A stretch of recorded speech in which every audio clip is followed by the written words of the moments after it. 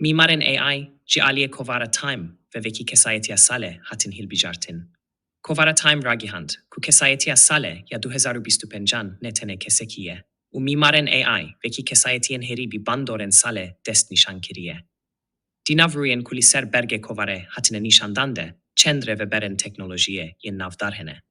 Dema ku kesayetiyên bijartiyên Salê danasîn, Time got ku CEOyên vîdyo Jensen Huang, CEOyê Meta Mark Zuckerberg, Swediye X Elon Musk û lêkolînerê AI yên navdar Fey. Li di nav kesên ku di yek ji du bergên taybetên Kovarê de hatine nîşandan de ne.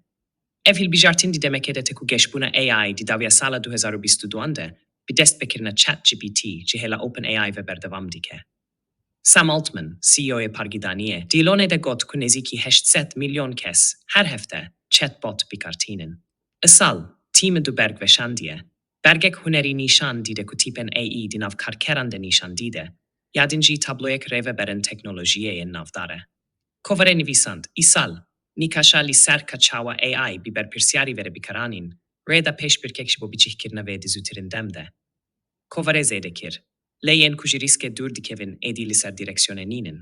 Tîme zêde kir, bisaya Huang, Sun, Altman û gevreyên dinên AI, mirovahî nihaber bi peşerojek pir otomatik û pir nediyar ve diçe befren.